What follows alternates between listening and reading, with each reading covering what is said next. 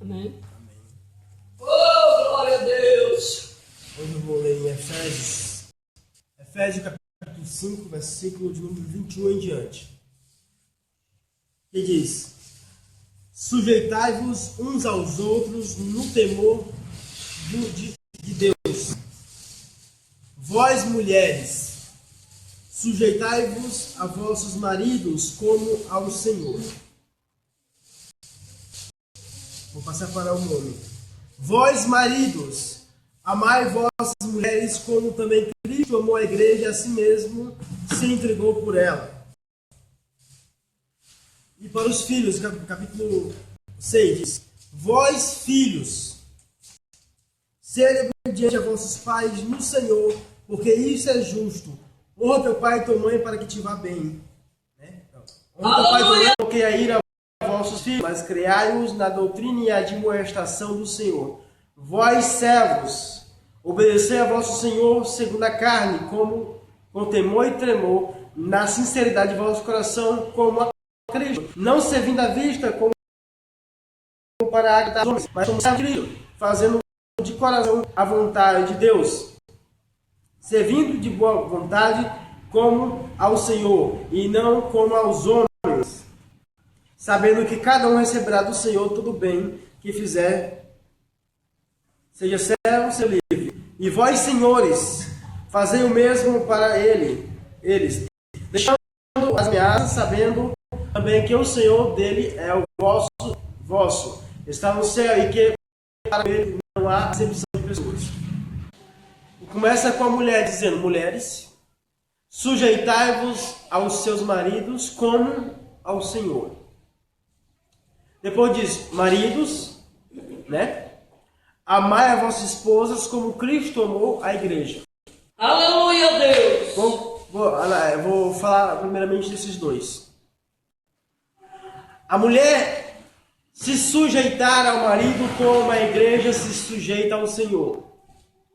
O que nós estamos aqui, o apóstolo Paulo está falando aqui, fazer a vontade de Deus.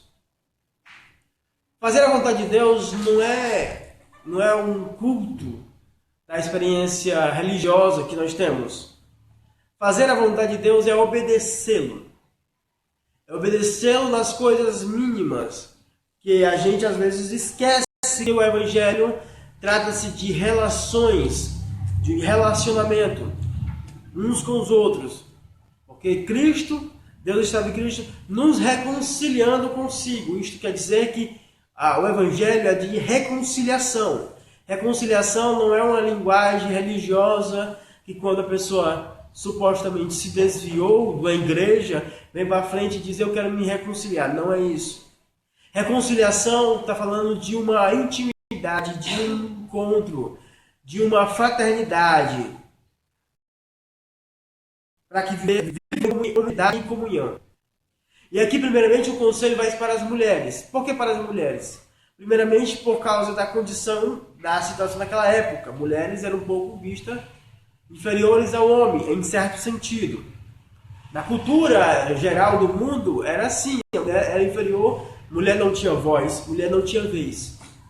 Mas no Evangelho, o apóstolo Paulo já disse: para o Senhor não há acepção de pessoas. Ou seja, não importa que seja homem ou mulher, todos são iguais perante o Senhor. Mas nas circunstâncias da humanidade se criou uma estrutura de liderança, se criou uma estrutura de convívio social. Essa estrutura passou a ser que mulheres e homens e crianças para viver em comunidade, existe uma ordem que para o equilíbrio, Deus colocou cada um em uma função específica. Mas aqui o apóstolo Paulo diz: mulheres, sujeitai-vos aos vossos maridos. O sujeitar, precisa também entender o contexto geral dessa sujeição. Porque primeiro, quando Deus criou a mulher, criou ela para ser auxiliadora, adjuntora. E quando o homem viu a mulher, disse: esta é carne da minha carne, ossos dos meus ossos. Aleluia! Esta é igual a mim. Não há distinção, não há diferença. Mas por que essa sujeição? Porque na sujeição é que se concretiza a obra de Deus. Porque diz, a mulher se sujeita ao marido como ao Senhor, ou no temor do Senhor. Como? Porque quando a mulher se sujeita ao marido, ela está obedecendo ao próprio Senhor Jesus Cristo. Mas obedecendo em que sentido? É tudo que ele falar, ele manda, pisando em cima de mim? Não. Jesus não faz isso com a sua igreja. Porque o conselho para o homem é o seguinte: Jesus amou a sua igreja. Jesus não amou a sua igreja pisando em cima dela. Não. Pelo contrário, deu a ela toda a honra, toda a glória. Colocou ela, adornou ela, revestiu ela, preparou ela para apresentar para si mesmo como pura e santa. Como pura e santa. No contexto, o apóstolo Paulo diz que o homem lava a palavra. Mas há uma relação mais do que palavras, mais do que vernacularidade, em comunhão, marido e homem. Primeiramente porque em Cristo não existe nem homem nem mulher. Essas coisas já se extinguiram em Jesus. Não existe. Só existem filhos de Deus. É o que o apóstolo Pedro também diz, que o homem deve considerar a sua mulher, porque ela também é herdeira, também foi uma graça. Não existe divisão, não existe separação, não existe acepção de pessoas. Então, mas para que essa sujeição? Para que haver essa... Porque o Evangelho está falando disso. O primeiro versículo disse: sujeitai-vos uns aos outros no temor do Senhor. Paulo diz que a mulher deve se sujeitar ao marido. Mas não só isso, porque o marido e a mulher, o homem também deve se sujeitar à sua esposa. Porque a Bíblia não está dando mandamentos divididos. É um mandamento só para todos. Sujeitai-vos uns aos outros no temor do Senhor. A mulher se sujeita ao marido e o homem se sujeita à mulher. Mas como isso na relação? Na relação é a mulher obedecendo e o homem servindo a mulher. A mulher obedecendo e o homem servindo a mulher. A mulher vai obedecer seu marido sendo ele um canalha? Não. É no temor do Senhor. E ainda que esse homem seja um canalha, e se você de fato tem o Espírito Santo, e você o ama, você, como o apóstolo Pedro disse, você ganha ele sem palavras. Está dando aquele tema que nós já temos já na outra vez. Ganhar o seu esposo sem palavras. E deve viver de acordo com o Senhor Jesus Cristo.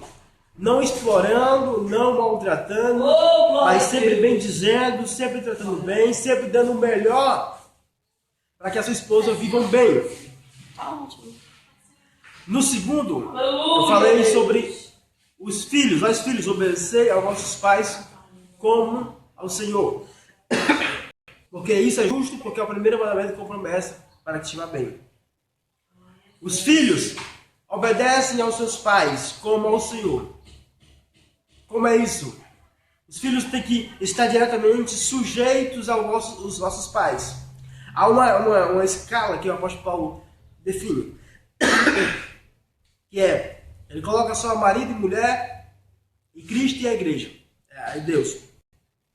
A mulher se sujeita ao marido, o marido se sujeita a Cristo, e Cristo se sujeita a Deus. Foi a ordem que Paulo definiu. Mas existe outro personagem, que é os filhos. Os filhos se sujeitam aos pais, os pais se sujeitam a Cristo, e Cristo se sujeita a Deus. Que tipo de sujeição? A sujeição que vai para produzir vida, para produzir um alicerce de acordo com a vontade de Deus, vivendo sempre em paz, em comunhão uns com os outros.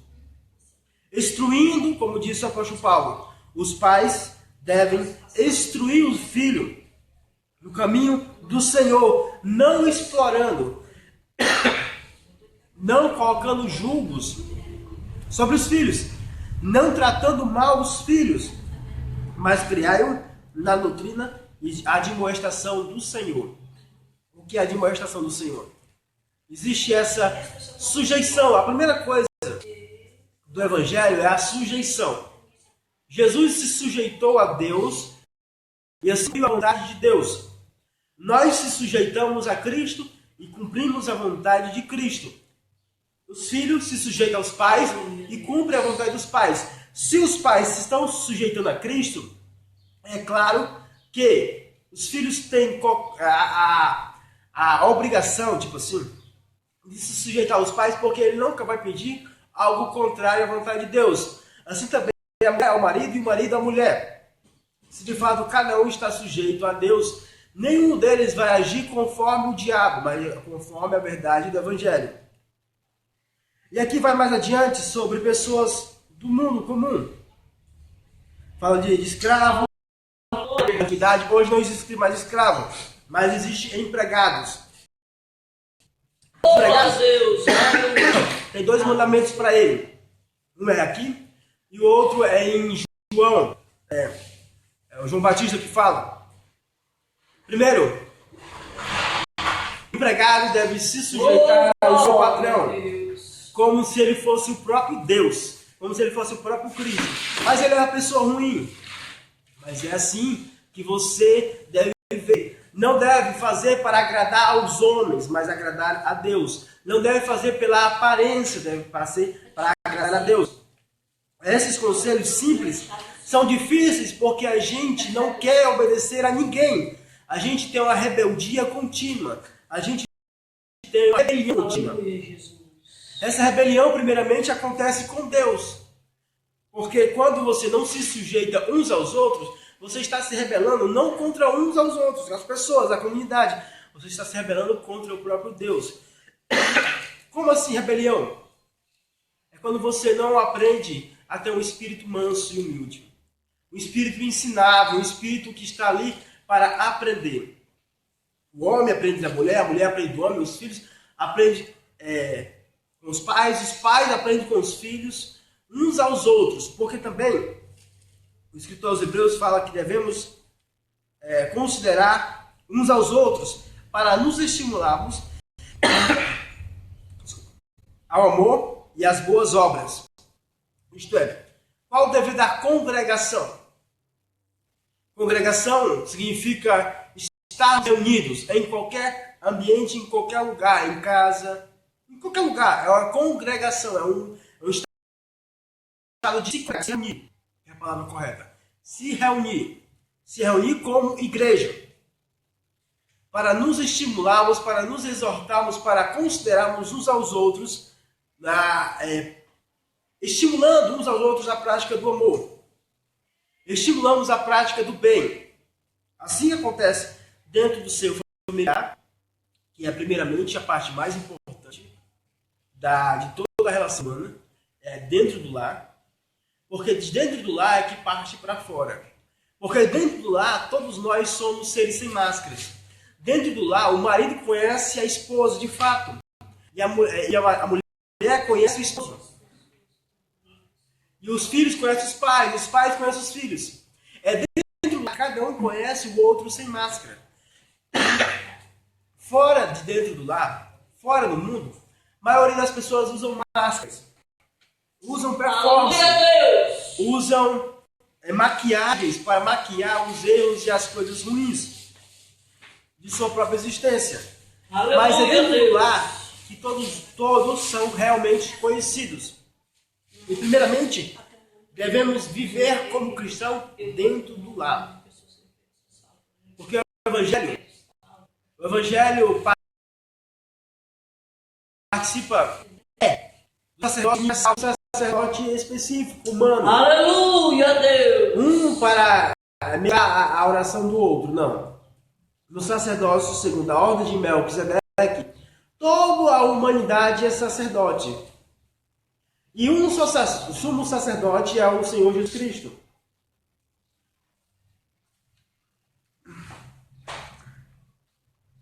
E esse sumo sacerdote, o apóstolo Paulo, em Hebreus, ele rasgou o véu para nós estarmos diante de Deus, diante da presença magnífica do Senhor Jesus Cristo, nosso Deus e Pai. Aleluia, Deus!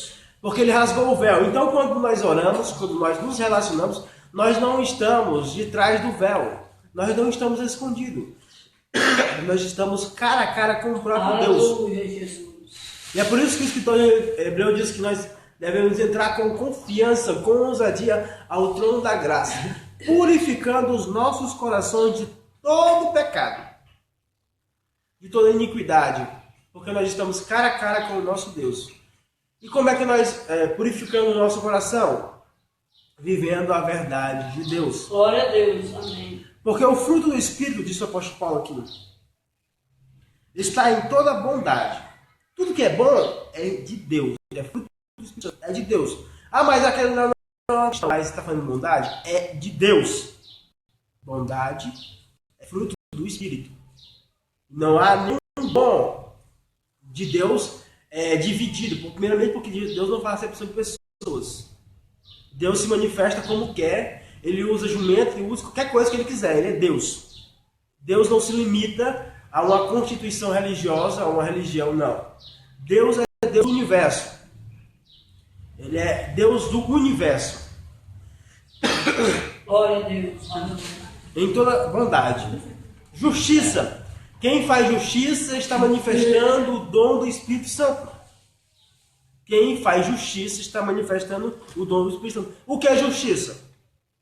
A maioria das pessoas, justiça é espada, é condenação. Não, justiça é auxiliar o necessitado, justiça é dar comida a quem está com fome, roupa a quem está sem roupa. Justiça é fazer o bem. E verdade. A parte mais complicada desse toda essa ideia aqui é verdade, porque a gente não quer viver a verdade. Verdade é a gente se despir de todo o nosso egoísmo e ser sincero. Primeiramente, nós Glória a mesmos. Deus. Aleluia. Se eu pequei, pronto. Se eu pequei, eu olho para Deus e digo, eu sou pecador.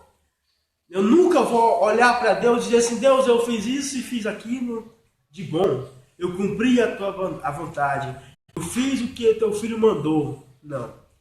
A gente sempre deve olhar para as nossas entranhas, para o nosso coração, e saber que nós, de fato, ainda que lavado pelo sangue de Cristo, estamos debaixo da carne do pecado. Estamos vendidos debaixo do pecado. E ainda a natureza adâmica, infelizmente, ainda age nos nossos membros. E para isso o apóstolo Paulo disse, olha, com a mente, com o meu entendimento e com o meu espírito eu adoro, louvo, tenho prazer na Deus. Mas com a minha carne ainda pratico maldades, ainda pratico coisas ruins. Não porque quero, porque o meu desejo é fazer o bem. Mas o bem que eu quero eu não faço. E o mal que eu não quero eu faço. Então, a culpa é minha? Não, a culpa é do pecado que habita na minha carne. Mas mesmo assim, sendo a culpa do pecado que habita na minha carne, eu não devo colocar a culpa no outro.